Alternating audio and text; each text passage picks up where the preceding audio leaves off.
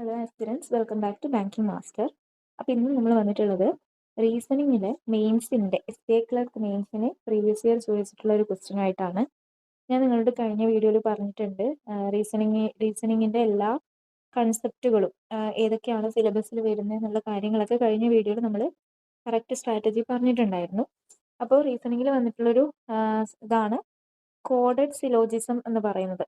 Syllogism നിങ്ങൾക്കറിയാം, പ്രിലിംസിന് ഏറ്റവും എളുപ്പമുള്ള സ്കോർ ചെയ്യാൻ പറ്റുന്ന ഒരു കൺസെപ്റ്റാണ് സിലോജിസം എന്ന് പറയുന്നത്. ഏറ്റവും പെട്ടെന്ന് മനസ്സിലാവാൻ പറ്റുന്ന കാര്യമാണ് സിലോജിസം എന്ന് പറയുന്നത്. അപ്പോൾ ഇവിടെ മെയിൻസിൻ്റെ സ്ഥാനത്തേക്ക് വരുമ്പോൾ മെയിൻസിൽ ചോദിക്കുന്നത് കുറച്ചും കൂടി കോഡഡ് ആയിട്ടുള്ള കാര്യങ്ങളാണ് ചോദിക്കുക, കുറച്ചും കൂടി ഡീപ്പായിട്ടായിരിക്കും ചോദിക്കുക. അപ്പോൾ അതുപോലത്തെ ഒരു ക്വസ്റ്റ്യൻ ആണ്, പ്രീവിയസ് ഇയർ ക്വസ്റ്റ്യൻ ആണ്. അപ്പോൾ അതൊന്ന് ചെയ്ത് കാണിക്കാമെന്ന് വിചാരിച്ചു. അപ്രോച്ചാണ് പറയുന്നത്. ഓക്കെ, അപ്പോൾ ഇവിടെ ക്വസ്റ്റ്യൻ പറയുന്നത് below are given statements followed by conclusions. You have to take the given statements to be true even if they seem to be. ഇതൊന്നും എക്സാമിൻ്റെ സമയത്ത് വായിക്കാൻ നിൽക്കരുത്. ഇവിടെ ആകെ വായിക്കേണ്ടത് ലോജിക്കലി ഫോളോസ് ആണോ ചോദിച്ചതെന്ന് മാത്രം ഒന്ന് വായിച്ചു നോക്കാം. ഇവിടെ കൺക്ലൂഷൻ ലോജിക്കലി ഫോളോ ആണോ കണ്ടുപിടിക്കേണ്ടതെന്ന് നോക്കിയാൽ മാത്രം മതി. Given conclusion logically follow, okay, അതാണ് മെയിനായിട്ട് നോക്കേണ്ടത്. അപ്പം എന്ന് വെച്ച് കഴിഞ്ഞാൽ പ്ലസ് എന്ന് പറഞ്ഞു കഴിഞ്ഞാൽ all A is B, minus എന്ന് പറഞ്ഞു കഴിഞ്ഞാൽ A is B, some A is B, star എന്ന് പറഞ്ഞാൽ no A is B, slash എന്ന് പറയുന്നത് some A are not B, percentage എന്ന് പറയുന്നത് only few A are B, at എന്ന് പറയുന്നത് ഓൺലി എ ഇസ് ബി ആണ്. ഇനി ഈ എക്സ്ക്ലമേഷൻ സിമ്പിൾ ഏതെങ്കിലും ഒന്നിൻ്റെ കൂടെ വന്നിട്ടുണ്ടെങ്കിൽ അത് പോസിബിലിറ്റീനെ സൂചിപ്പിക്കുന്നതാണ്. ഞാൻ ബേസിക് കൺസെപ്റ്റിലേക്കൊന്നും പോകുന്നില്ല, കാരണം ഇത് മെയിൻസ് ലെവലാണ്. അപ്പോൾ പ്രീവിയസ് പാസ്സായവർ മാത്രം മെയിൻസിലേക്ക് വരുമ്പം അവർക്ക് മനസ്സിലാവുമല്ലോ ബേസിക് ആയിട്ടുള്ള കാര്യങ്ങളൊക്കെ. അതുകൊണ്ട് ഞാൻ ഡീറ്റെയിൽ ആയിട്ട് പറയുന്നില്ല. സോ ഇവിടെ നമുക്ക് ഈ കോഡ് ഡീകോഡ് ചെയ്തിട്ട് വേണം നമ്മൾ ഈ സിലോജിസം, അതായത് നമുക്കറിയുന്ന സിലോജിസിലേക്ക് ആദ്യം ഇതിനെ മാറ്റാം, എന്നിട്ട് നമ്മളിത് സോൾവ് ചെയ്യാൻ നോക്കാം. ഓക്കെ, അപ്പോൾ സ്റ്റേറ്റ്മെന്റ് ഇവിടെ തന്നിട്ടുണ്ട്, കൺക്ലൂഷൻ ഇവിടെ തന്നിട്ടുണ്ട്. ഈ സ്റ്റേറ്റ്മെന്റ് ട്രൂ ആണെന്ന് വിചാരിച്ചുകൊണ്ട് ഈ സ്റ്റേറ്റ്മെന്റിന്റെ ലോജിക്കലി ഫോളോ ചെയ്യുന്ന കൺക്ലൂഷൻ ഏതാണെന്നാണ് കണ്ടുപിടിക്കേണ്ടത്. അപ്പോൾ ഫസ്റ്റത്തേൽ മൈനസ് ആണ്. മൈനസ് എന്ന് പറയുന്നത് എന്താണ്? സം എ ഈസ് ബി എന്നാണ് പറഞ്ഞിട്ടുള്ളത് അല്ലേ.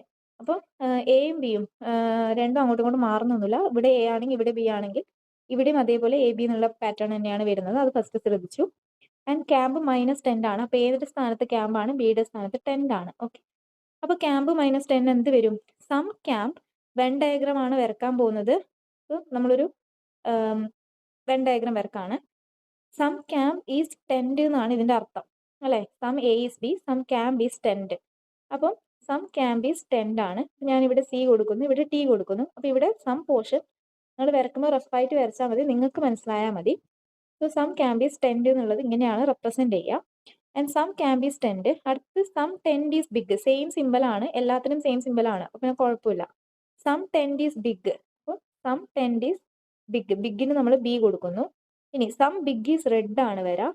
Some big is red, sum big is red, sum red is blue ആണ് വന്നിട്ടുള്ളത്. Sum red is blue. ഇനിയുടെ ബിയും കൺഫ്യൂഷൻ ആവാണ്ടിരിക്കാൻ വേണ്ടിയിട്ട് ഈ ബ്ലൂവും ബിഗും നമ്മളിവിടെ എഴുതി വെക്കണം, ഇല്ലെങ്കിൽ കൺഫ്യൂഷൻ ആയിപ്പോകും. സോ ഇതാണ് വെൻ ഡയഗ്രാം വന്നിട്ടുള്ളത്. സിമ്പിൾ വെൻ ഡയഗ്രാം ആണ്, കുഴപ്പമില്ലാത്ത വെൻ ഡയഗ്രാം ആണ്. പക്ഷെ കൺക്ലൂഷൻസ് ചോദിക്കൂ. കൺക്ലൂഷനിൽ സ്റ്റാർ ആണ് പറഞ്ഞിട്ടുള്ളത്. സ്റ്റാർ എന്താണ്? നോ എ ഈസ് ബി എന്നാ പറഞ്ഞിട്ടുള്ളത്. അപ്പം നോ ക്യാമ്പ് ഈസ് ബ്ലൂ എന്നാ പറയുന്നത് അല്ലെ. No camp is blue. No camp is blue ആണോ? ഈ വെൻ ഡയഗ്രാം നോക്കുമ്പോൾ ക്യാമ്പ് ഇതാണ്, ബ്ലൂ ഇതാണ്. ഇവിടെ ഒരു ക്യാമ്പും ഒരു ബ്ലൂ ആവുന്നില്ല എന്ന് കരുതി നമുക്കിത് ഡെഫിനറ്റ്ലി ട്രൂ ആണെന്ന് പറയാൻ വേണ്ടി പറ്റില്ല. സോ ഇതെന്താണ്? ഫാൾസ് ആണ്. കാരണം ഡെഫിനറ്റ്ലി ട്രൂ അല്ല, ചിലപ്പം ആവാം, പോസിബിലിറ്റി ഉണ്ട്. സോ ഇത് ഫാൾസ് ആണ്. ഇനി രണ്ടാമത് പറയുന്നത് നോ റെഡ് ഈസ് 10 ആണ്. സ്റ്റാർ ആണ്. So no red is 10. No red is 10. Red ഇതാണ്, 10 ഇതാണ്, സെയിം പോസിബിലിറ്റി ഉണ്ട്, ആവാണ്ടിരിക്കാം. സോ ഇത് നമുക്ക് ഡെഫിനറ്റ് ആയിട്ട് പറയാൻ വേണ്ടി പറ്റില്ല. സോ ഫാൾസ് ആണ്. ഇനി മൂന്നാമത്തത് ക്യാമ്പ് മൈനസ് ബ്ലൂ. മൈനസ് എന്ന് പറയുന്നത് എന്താണ്? ഓൾ ആണ്. So all camp is blue എന്നാണ് പറഞ്ഞിട്ടുള്ളത്. Sorry some camp is blue എന്നാണ് പറഞ്ഞിട്ടുള്ളത് അല്ലെ. Some camp is blue, some camp is blue. Camp ഇതാണ്, ബ്ലൂ ഇതാണ്. സം ക്യാമ്പ് ഈസ് ബ്ലൂ എന്ന് നമുക്ക് പറയാൻ വേണ്ടി പറ്റില്ല, ചിലപ്പോൾ ആവാണ്ടിരിക്കാം, പോസിബിലിറ്റി ആണ്. സോ ഇതും എന്താണ്? ഫോൾസ് ആണ്. ദെൻ അടുത്ത ലാസ്റ്റ് കൺക്ലൂഷൻ എന്ന് പറയുന്നത് സം ക്യാമ്പ് ഈസ് റെഡ് ആണ്. മൈനസ് തന്നെയാണ്. So some camp is red, some camp is red. Some camp red ആണോ? അല്ല, അതും പോസിബിലിറ്റി ആണ്, ഡെഫിനറ്റ്ലി ട്രൂ അല്ല, സോ ഫാൾസ് ആണ്. ഇത്രയും മാത്രം ചെയ്താൽ പോരാ. ഇവിടെ നോക്കൂ, ക്യാമ്പും ബ്ലൂവും സെയിം വന്നിട്ടുണ്ട്. ഓക്കെ, അതേപോലെ റെഡും ടെൻറ്റും വേറെ ഇല്ല, സോ അത് ഓക്കെ. ഓക്കെ, ദെൻ ക്യാമ്പും റെഡും അതും വേറെ ഇല്ല, പക്ഷെ ക്യാമ്പും ബ്ലൂവും സെയിം വന്നിട്ടുണ്ട്. അങ്ങനെ വന്നു കഴിഞ്ഞാൽ നമ്മൾ ഇതിന് രണ്ടിനെയും കൺസിഡർ ചെയ്യണം. കാരണം നോ ക്യാമ്പ് ബ്ലൂ എന്ന് പറയുന്നതും ട്രൂ അല്ല, സം ക്യാമ്പ് ബ്ലൂ എന്ന് പറയുന്നതും ട്രൂ അല്ല. പക്ഷെ അവിടെ ഒരു പോസിബിലിറ്റി ഉണ്ട് അല്ലേ, ക്യാമ്പ് ബ്ലൂ ആവാം, ചില ക്യാമ്പ് ബ്ലൂ ആവാണ്ടും നിൽക്കാം. അപ്പൊ നമുക്ക് രണ്ടും പോസിബിലിറ്റി ആയിട്ട് പറയാം. ഇതിന് നമ്മൾ കോൺട്രഡിക്ടറി എന്നാണ് പറയുക. അതായത് സമ്മും നോവും വന്നിട്ടുണ്ടെങ്കിൽ, സം പ്ലസ് നോ വന്നിട്ടുണ്ടെങ്കിൽ നമുക്കിത് കോംപ്ലിമെന്ററി പെയർ ആണ്. അതേപോലെ ഓൾ സമ്മും സം നോട്ടും വന്നിട്ടുണ്ടെങ്കിൽ അതും കോംപ്ലിമെന്ററി പെയർ ആണ്. സോ ഇത് രണ്ടും വന്നിട്ടുണ്ടെങ്കിൽ നമുക്ക് എയ്തർ ഓർ കേസ് ആണ് ഓപ്ഷനിൽ ഉണ്ടെങ്കിൽ ഇതാണ് നമ്മൾ കൊടുക്കേണ്ടത്. എയ്തർ ഓർ കേസ് ആണ് ആൻസർ ആയിട്ട് വരേണ്ടത്. ഏത് എയ്തറോ? ഇത് 1ഉം ഇത് 2ഉം ഇത് 3ഉം ഇത് 4 ആണ്. അപ്പൊ എയ്തർ 1 ഓർ 3 ആണ്. എയ്തർ 1 ഓർ 3 ആണ് നമ്മുടെ ആൻസർ ആയിട്ട് വരേണ്ടത്. അപ്പൊ ഓപ്ഷൻ നോക്കാം. ഓപ്ഷനിൽ എന്താ കൊടുത്തിട്ടുള്ളത് നോക്കാം. ഓപ്ഷനിൽ കൊടുത്തിട്ടുള്ളത് ബോത്ത് 1 and 3 ഫോളോസ് അല്ല, ബോത്ത് 2 and 3 ഫോളോസ് അല്ല, ബോത്ത് 1 and 4 ഫോളോസ് അല്ല, ബോത്ത് 2 and 4 ഫോളോസ് അല്ല. നമ്മുടെ ആൻസർ എന്താണ്?